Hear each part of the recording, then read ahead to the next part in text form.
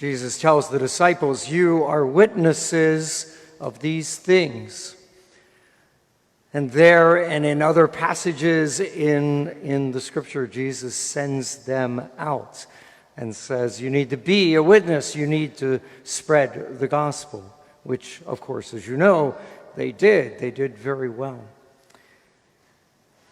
It's right about this point that not too many years ago, when I was sitting where you are, that my alarm bells would go off in my head because I would realize the priest was about to talk about witnessing and evangelization and that whole topic.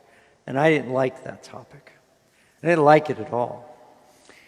And so I'd do one of two things. I would either just, okay, I'm not going to deal with this morning, and I would just tune out.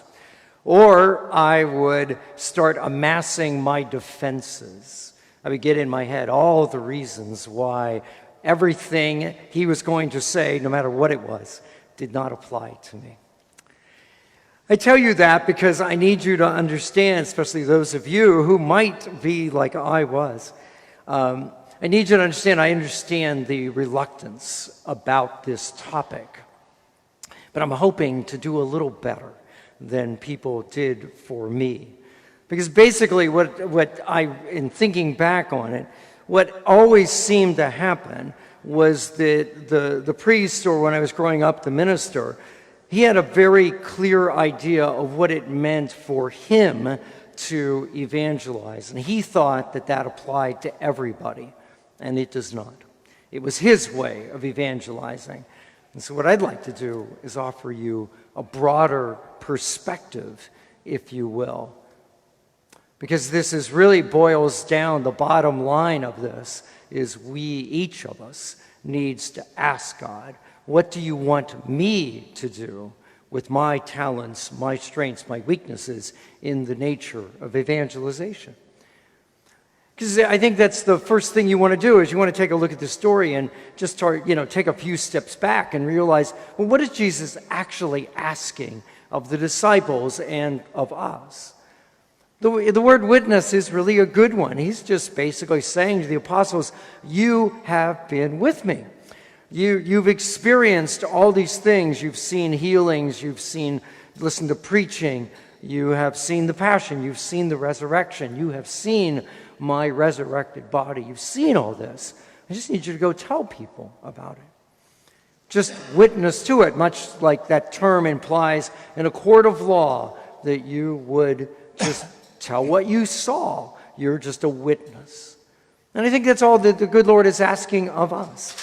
In our spiritual journey, in this moment of time, what story is it that the good Lord wants us to share? It's not, your story's not the same as mine. It's not the same as the person sitting next to you, probably. But it is a story that the good Lord wants you to share in some way. And then it's just a question of figuring out, well, how do I do that? So many of us are uncomfortable with the topic of evangelization because, pretty much we hear the word and we think of forceful, obnoxious conversations. Maybe you've been in those where someone walks up to you and, asks you some pointed question. Maybe it's a little more polite to go to church, but more likely it's, are you saved? Do you know Jesus? That if you die today, what's going to happen to you? Those kind of things. And that forcefulness, it kind of makes us uncomfortable because most of us don't have that personality. And if you did not enjoy that conversation, you're like me. Perhaps you would not want to inflict that on anybody else. But you should know that straightforward conversations, that is a way to evangelize. And sometimes it's the perfect way to evangelize. Whether that's your way or whether it is something that you would do on a regular basis, that is for you to discern. But there's so many other possibilities. One of which is, of course, just to invite.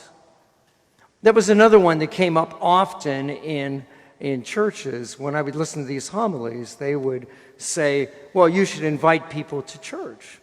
That's a terrific idea, of course, and I would encourage you to do it. But I would certainly be willing to suggest to you, you might ask yourself, do I invite people to other things? I have this friend, she is the convener, as I refer to her. Anytime that there's some sort of birthday or something like that, it is this wonderful gal, friend of mine for ages and ages. She is the one who calls and texts and gets everybody to agree, yes, let's all get together on Tuesday night. She's the inviter, if you will. It doesn't surprise me at all that she invites people to church on a regular basis. But there are some of you here, I'm sort of one of them. That's not sort of my normal nature. I don't invite people to, oh, you should go to see this movie, it was terrific. I don't generally talk about that sort of stuff. And so there again, inviting is a terrific idea, inviting people to Mass, inviting people to other parish events that you think might be of interest to them, but it's not the only option. There is the option to evangelize by living it out. That wonderful quote that supposedly St. Francis said, but maybe he did not. Preach the gospel at all times, and when necessary, use words. It's a wonderful thought, but I do need you to be careful about that. So many people think of that as sort of, that's fine, I'll just be a good person. Being a good person is a wonderful thing, but being a good person is not preaching the gospel. You and I know lots of people who are perfectly lovely people who are not Christian. They're not preaching the gospel because they let you go in front of them at the grocery store. And the reason I say that is because, when they let you to go in front of them, you don't know why they're doing it. So they're just being nice to you. That's a wonderful thing. You and I should do the same. But it's not preaching the gospel. It's not witnessing, because they would have no idea that you're doing that out of a response to Jesus. They would just think, oh, that's just a nice person. So you do want to be careful. I think it is important to live out the gospel. The worst thing, of course, you can do is talk about the gospel and live something else. Be the hypocrite that everyone, is so turned off by. But then you go on to a lot more, I think, more creative ideas. So many of you here, you have a social media account. You just might ask yourself, is there anything I can do on that social media account to evangelize?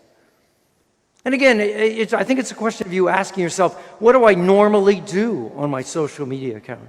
If you're one of those people that you go out to dinner and you take a picture of the lovely salmon you just ordered and you having a wonderful time, if that's sort of the thing you post, well, then I would think it probably would be a pretty natural thing for you to post on a Sunday morning, heading to church, looking forward to it.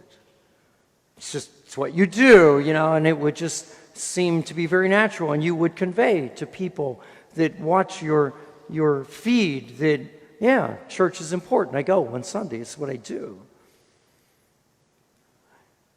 I would also encourage you in social media, a lot of people, they go find these lovely graphics of, scripture verses and put them up. That's nice. But I tend, when I look at other people's, I just tend to read through those. I don't actually pay a lot of attention to them. The ones that actually sort of, if you will, interest me are the personal ones. So rather than putting up the graphic, this is the day the Lord has made, let us rejoice and be glad in it, I would much rather read someone just typing, so pleased that God has given me this day. Just something personal.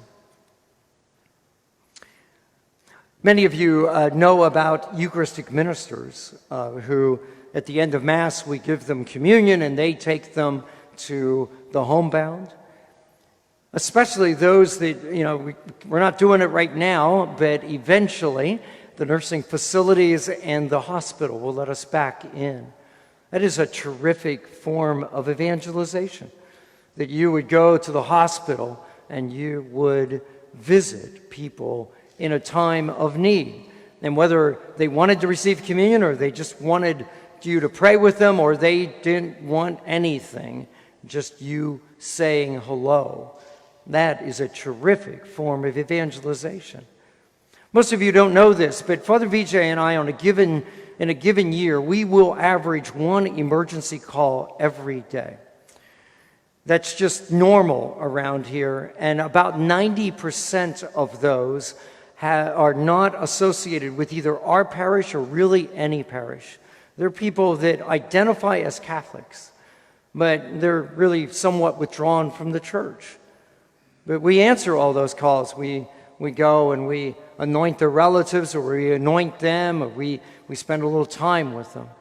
And as far as I'm concerned, it's a terrific form of evangelization, maybe the best I do myself. Because you figure we went to them in a time of need, maybe at some other point. They'll come here, they'll wake up one Sunday morning, it was like, I need to get back to church, and they'll go. Finally, the whole topic of hospitality. We would like everyone who walks through those doors to come on a Sunday for Eucharist. You know, the source and summit of our faith, as they tell us. But survey after survey will tell you that's not why people walk through that door. They walk through the door because of the music, because of homilies, and because they feel welcomed. And so every time you are here on this property, and every time you are hospitable, especially to someone who's walking through the door maybe for the first time in a long time, that is an act of evangelization. And we very much appreciate it. It is not at all uncommon for people who, register with the parish to tell us the reason they registered with the parish was they felt welcomed here. So every time you're gracious enough to, maybe give up your assigned seat, or anytime you're gracious enough to look at somebody and just smile and say hello, or offer them something, or answer a question, whatever it is, especially ushers, greeters, those ministries. That is a terrific form of evangelization, and one that we should not neglect. And just one last one that you wouldn't have thought I wouldn't think. There are a group of parishioners around here who are gracious enough to help me keep up with the grounds, landscaping and things like that, just always trying to make the place still look a little better. The group that graciously helped us do the rosary, plant rosary out here by the chapel. Every time we make this place look just a little bit better, it's an act of evangelization. Because again, we would like people to come to church, to come and meet Jesus, but it is a fact that people are attracted to places that look better. And so if the place looks run down, that may be the deciding factor.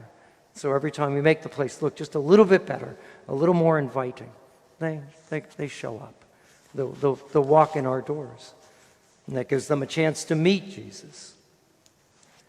So with all of that, all I'm asking you to do is to pray. To say to the good Lord, all right, I will admit that I have an obligation to be an evangelist. How do you want me to do it? It might be one of these ways I've just mentioned, that's just a small list. There are lots of ways. The good Lord knows you, knows your strengths, knows your weaknesses. You do as well. A time of prayer where you actually bring this up to God and say, yes, I will do this for you. I want to do it. Tell me, how? How do you want me to be an evangelist? How do you want me to witness to these things?